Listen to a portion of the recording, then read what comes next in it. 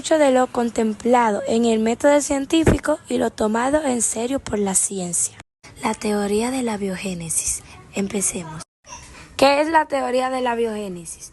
Teoría que sostiene que un ser vivo solo puede proceder de otro ser vivo. También se da este nombre al estudio del origen de la vida y de los seres vivos. La teoría de la biogénesis surge como una alternativa sobre el origen de la vida. Hasta el siglo XVIII, la comunidad científica y filosófica creían en la generación espontánea, o sea, que los organismos son capaces de desarrollarse a partir de la materia inorgánica, a partir del principio activo de la vida. La teoría de la biogénesis fue considerada válida en 1887, después de que John Tyndall comprobase que los experimentos de Louis Pasteur eran correctos y que la generación espontánea no era posible. Los experimentos contra la generación espontánea fueron hechos por el Francesco Redi en 1668. Mediante la introducción de un pedazo de carne en putrefacción en un frasco cerrado y otro abierto. Solo se observaba el surgimiento de vida en el recipiente abierto, cuestionando la generación espontánea como origen de la vida. Frente a la controversia, la Academia de Ciencias de Francia crea el premio Alhutbet en 1864 para motivar a los científicos para que llegasen a una conclusión. Del lado de la generación espontánea se encontraba Félix Archimedes Pouchet, 1800-1872, y defendiendo la teoría de la biogénesis estaba Louis Pasteur, 1822-1895. El ganador del premio Alhutbet fue el químico francés Louis Pasteur. De esta manera, confirma que la generación espontánea como origen de la vida no es posible. Origen del sistema solar. ¿Qué es el sistema solar? El sistema solar es un conjunto de planetas que consta de una sola estrella. Esta es el Sol, y todo lo que rodea gracias a la gravedad.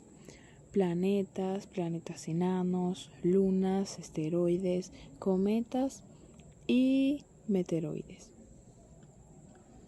¿Cómo se formó el sistema solar? Según explica la NASA, este sistema planetario se formó a partir de una densa nube de gas y polvo interestelar. Hace unos 4.500 millones de años, esa nube colapsó, posiblemente debido a la onda de choque de una estrella cercana en la explosión, llamada supernova. La nebulosa solar. Como consecuencia del colapso, se formó una nebulosa solar, es decir, un disco de material que gira y se arremolina. La nebulosa protosolar fue la nube de gas o disco de acrecimiento en la que se formó el sistema solar. La hipótesis nebular fue propuesta en 1755 por el geógrafo y filósofo alemán Immanuel Kant, quien hipotetizó que la nebulosa solar rotaba lentamente.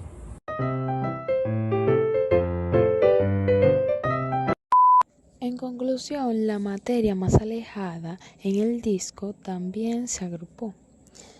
Esos grupos chocaron entre sí formando objetos cada vez más grandes. Algunos de ellos fueron creciendo lo suficiente como para que su gravedad les diera forma de esferas y se convirtieran en planetas enanos y lunas grandes. Evolución geológica de la Tierra. Veamos. ¿Qué es la evolución geológica? Estudia los eventos geológicos que tuvieron lugar en el pasado y que ayudan a reconstruir las diferentes etapas que ha sufrido la superficie de la Tierra hasta la actualidad. La Tierra se formó hace unos 4.600 millones de años por acumulación de la nebulosa solar, una masa de gas y polvo en forma de disco, residuo de la formación del Sol, de la que también se creó el resto del sistema solar. En las partes más bajas se acumuló el agua, mientras que por encima de la corteza terrestre se formaba una capa de gases, la atmósfera, agua, tierra y aire empezaron a interactuar de forma bastante violenta, ya que, mientras tanto, la lava manaba en abundancia por múltiples grietas de la corteza, que se enriquecía y transformaba gracias a toda esta actividad.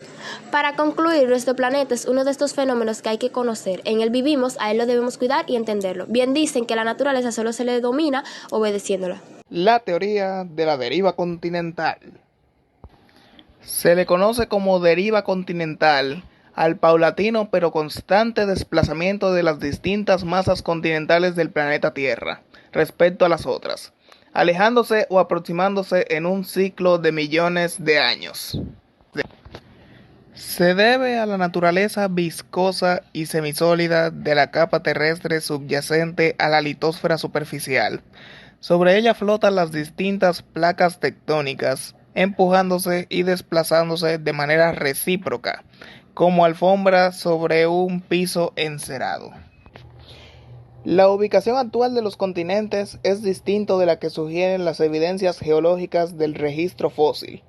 Como explicaron a esta diferencia, la teoría de la deriva continental fue propuesta en 1912 por el geofísico alemán Alfred Wegener.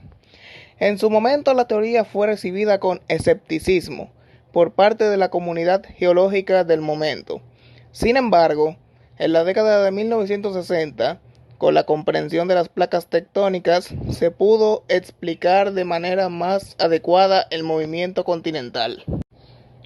Unos 50 años después, el científico francés Antonio Schneider Pellegrini llegó a la conclusión de que la presencia de la misma evidencia fósil en las costas de continentes tan lejanos como África y América tenía una sola explicación: que alguna vez habían estado comunicadas, ya sea físicamente o a través de puentes de tierra que ahora se hallaban sumergidos. Existen numerosas pruebas de la deriva continental, tales como la coincidencia de las formas de los distintos continentes, observable en un mapa mundi, y que es aún mayor si se observan los límites de las plataformas continentales. Por ejemplo, la forma de África concuerda misteriosamente con la forma de América del Sur. Hay evidencia geológica de la cercanía de los continentes, ya que muchas formaciones rocosas o montañosas poseen la misma edad y el mismo tipo de piedras, en continentes hoy en día alejados y diferentes. La presencia de fósiles de plantas y animales en las costas de continentes hoy separados se explica perfectamente si los continentes antes tenían más cercanía. Los análisis paleoclimáticos, que se emplean rocas del subsuelo para determinar el clima antiguo de algunas regiones de la superficie terrestre, carecen de sentido en una distribución continental como la actual. En cambio, en un continente unificado son perfectamente posibles.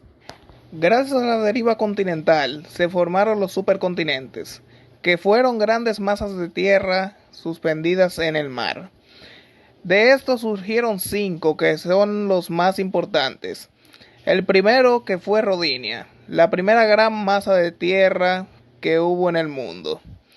La segunda fue Gondwana, que junto con Protolaurasia, la tercera, surgieron del mismo Rodinia.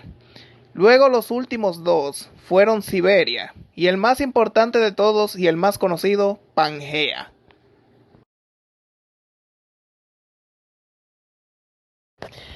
En geología, Pangea es conocido como el supercontinente que existió entre el final de la era paleozoica y comienzos de la mesozoica. Esto es, entre 335 millones de años y 175 millones de años antes de nuestra época. En ella convergían todos los continentes actuales, formando una gran masa terrestre con la apariencia de una letra C distribuida a través del ecuador.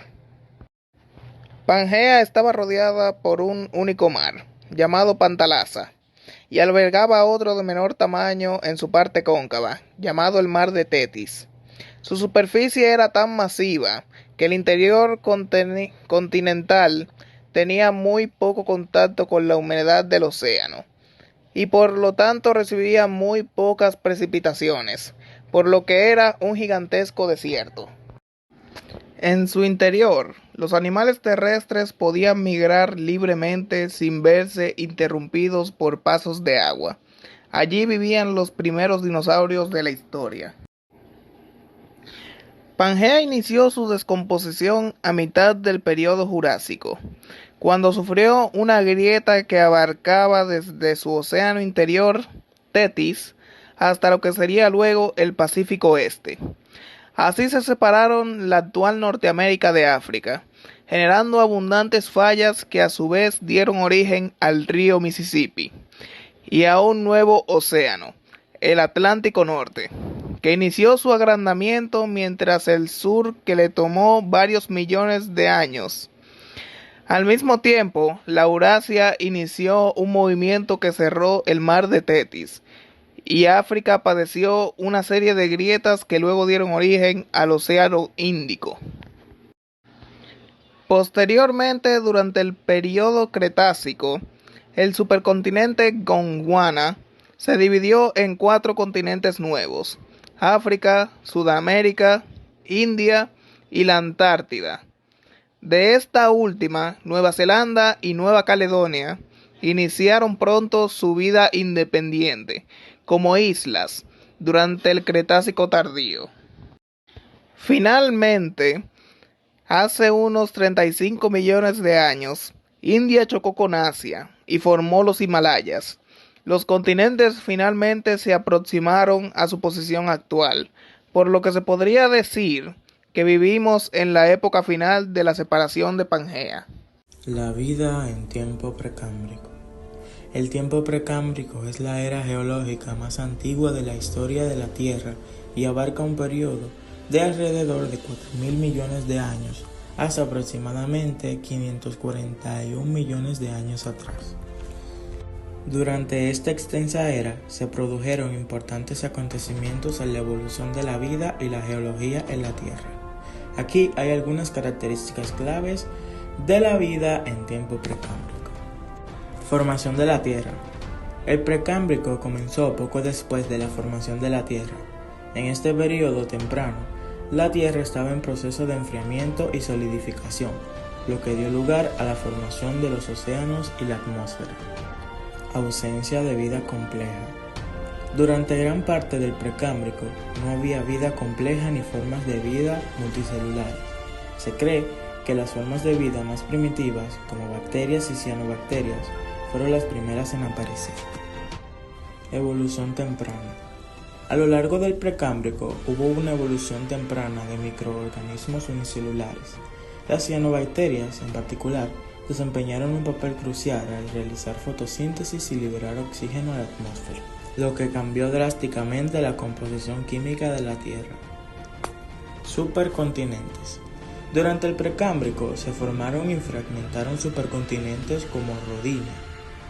Los movimientos tectónicos influyeron en la geografía de la Tierra y en la distribución de los océanos y los continentes.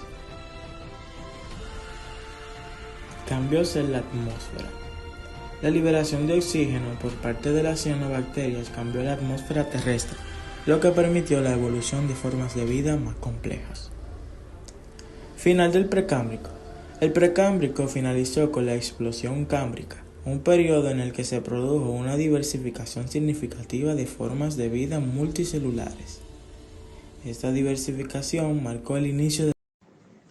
Hola chicos, ¿cómo están? Hoy hablaremos de diferentes tipos de temas. Empecemos. ¿Cuál fue el origen del universo? Desde tiempos inmemoriales hemos tratado de conocer cómo se formó el universo. La respuesta más común se basa en la teoría del Big Bang, pero esta no es la única. Sin embargo, la teoría más conocida sobre el origen del universo se centra en un cataclismo cósmico sin igual, el Big Bang. Esto es como los astrónomos explican la forma en que comenzó el universo.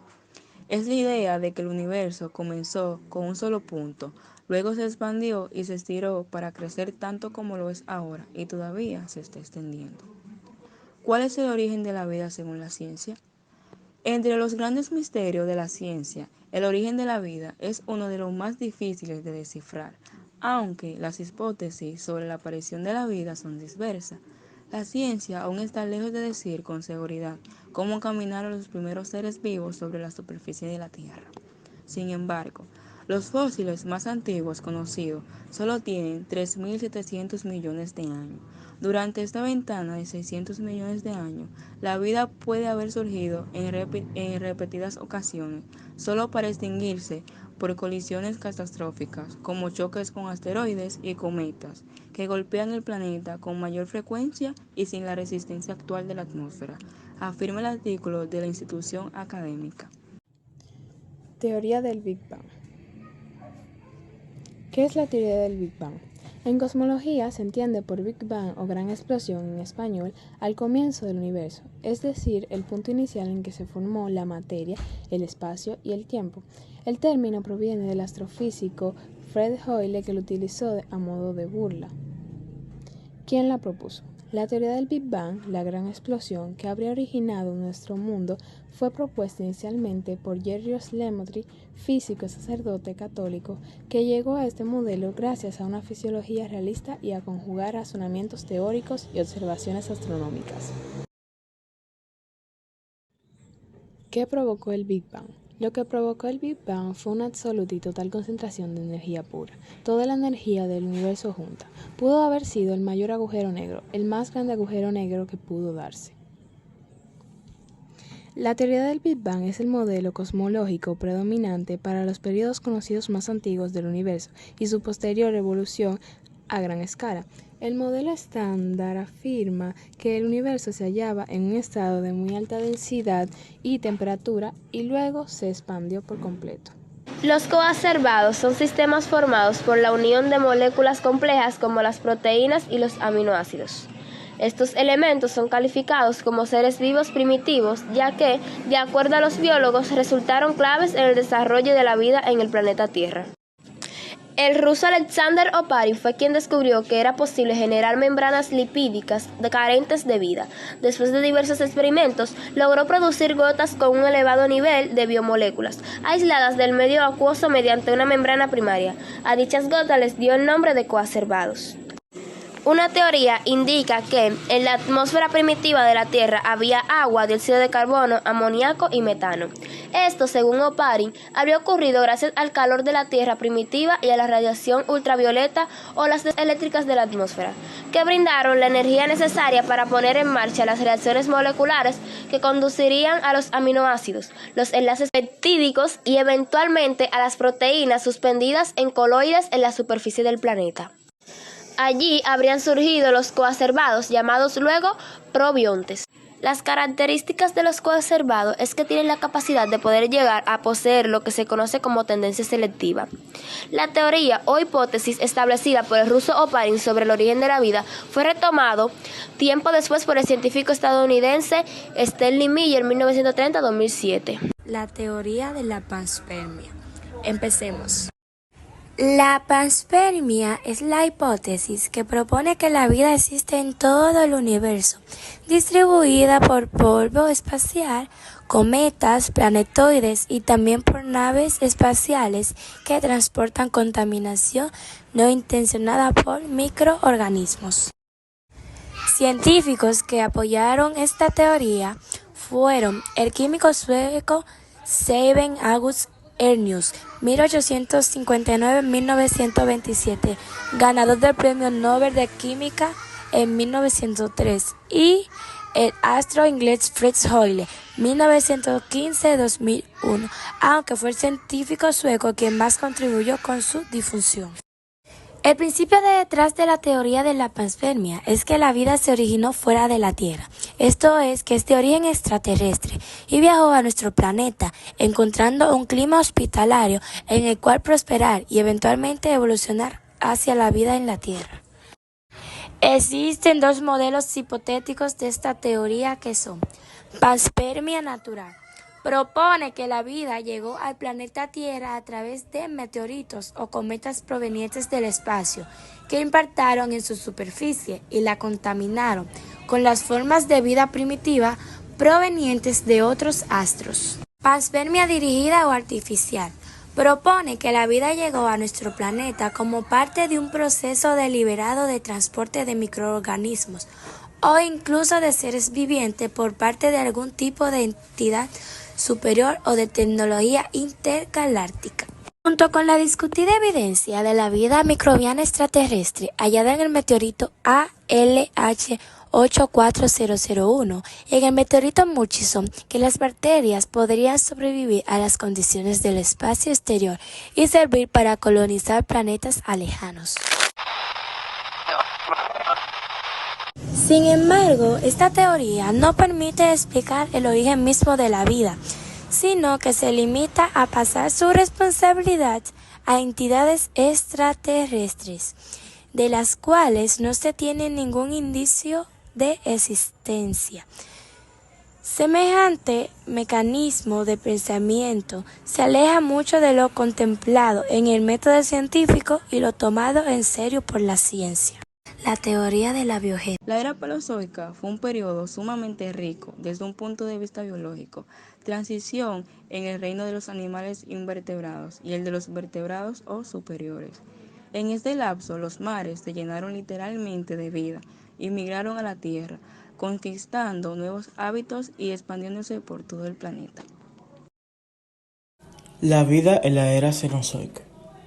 La era cenozoica es la era geológica actual y se inició hace aproximadamente 66 millones de años. Durante esta era, la vida en la Tierra ha experimentado una gran diversificación. Los mamíferos se convirtieron en la forma dominante de la vida en la Tierra, y los primates, incluyendo a los ancestros de los humanos, evolucionaron durante este periodo. La era cenozoica se divide en 3 periodos: paleógeno, neógeno y cuaternario.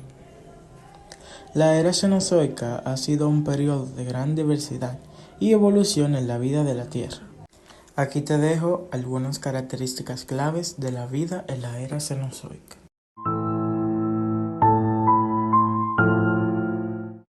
Diversificación de los mamíferos.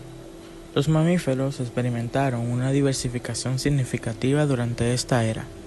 Se desarrollaron numerosas especies adaptadas a diversos hábitats, lo que incluyó la evolución de los ancestros humanos. Diversificación de los mamíferos. Los mamíferos experimentaron una diversificación significativa durante esta era.